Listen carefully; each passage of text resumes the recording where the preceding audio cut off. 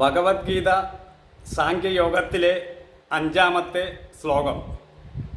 ഗുരൂന ഹത്വാഹി മഹാനുഭാവാൻ ശ്രേയോ ഭോക്തും വൈക്ഷ്യമബീകലോകെ ഹത്വാർത്ഥ കാമാംസ്തു ഗുരുനിഹൈവ ഭുഞ്ജീയ ഭോഗാൻ രുതിരപ്രതിക്താൻ.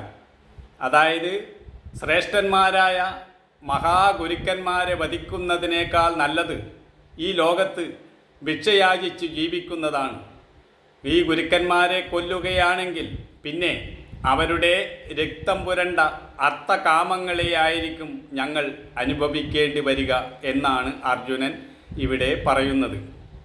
ഇവിടെ അർജുനന് ഈ യുദ്ധം ജയിക്കണമെങ്കിൽ തൻ്റെ ഗുരുജനങ്ങളെ കൊല്ലേണ്ടി വരും.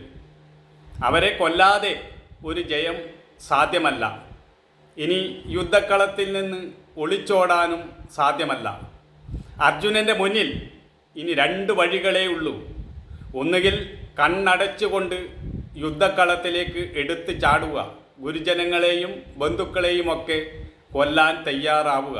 അല്ലെങ്കിൽ കണ്ണടച്ചുകൊണ്ട് യുദ്ധക്കളത്തിൽ നിന്നും കാട്ടിലേക്ക് ഓടിപ്പോവുക.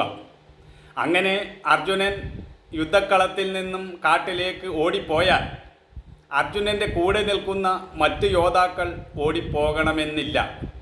അപ്പോൾ അർജുനൻ്റെ അസാന്നിധ്യത്തിൽ കൗരവർക്ക് പാണ്ഡവരെ അതിവേഗം ജയിക്കുവാനും അവരെയെല്ലാം കൊല്ലുവാനും സാധിക്കും.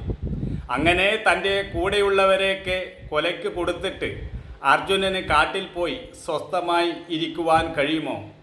തന്നെ ആശ്രയിച്ച് വന്നവരെയൊക്കെ താനിങ്ങനെ കൊലയ്ക്ക് കൊടുത്ത് ഇവിടെ ഇരിക്കുന്നത് ശരിയാണോ എന്ന മനോവൈഷമ്യം അർജുനനെ അലട്ടിക്കൊണ്ടിരിക്കും. അവിടെയും സ്വസ്ഥത കിട്ടാൻ പോകുന്നില്ല.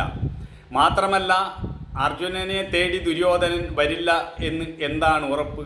എങ്ങനെയായാലും അർജുനന് ഈ യുദ്ധത്തിൽ നിന്നും ഒളിച്ചോടുവാൻ യാതൊരു വഴിയുമില്ല. ഏതൊരു വഴി തിരഞ്ഞെടുത്താലും അതൊന്നും ഒരു പരിഹാരം കാണാത്ത അവസ്ഥയാണിത്. ഇതിനെ എന്താണ് പറയുക? മനുഷ്യൻ്റെ കർമ്മഗതി അവനെ കൊണ്ട് എത്തിക്കുന്ന ഒരു അവസ്ഥ ഒന്ന് ആലോചിച്ച് നോക്കൂ. കാട്ടുതീയിൽപ്പെട്ടതുപോലെയുള്ള അവസ്ഥയാണിത്. 4 ഭാഗവും തീ പടർന്ന് പിടിക്കുന്നു. ഓടി രക്ഷപ്പെടാനും വഴിയില്ല. വല്ലാത്തൊരു ദുഃഖമാണിത്. ഇത്തരം പ്രതിസന്ധികളിലൊക്കെ മനുഷ്യൻ ചിലപ്പോഴൊക്കെ കടന്നു പോകുന്നത് കാണാം. ഇങ്ങനത്തെ വിധിയൊക്കെ നമുക്ക് ചിലപ്പോൾ ഉണ്ടായെന്നും വരാം. അപ്പോൾ നമുക്ക് പഠിക്കുവാനും ചിന്തിക്കുവാനും ഉള്ള ഒരു ശ്ലോകമാണിത്. നമുക്ക് ഇതിനെപ്പറ്റി കൂടുതൽ മുന്നോട്ട് പോകുമ്പോൾ മനസ്സിലാക്കുവാൻ കഴിയുന്നതായിരിക്കും.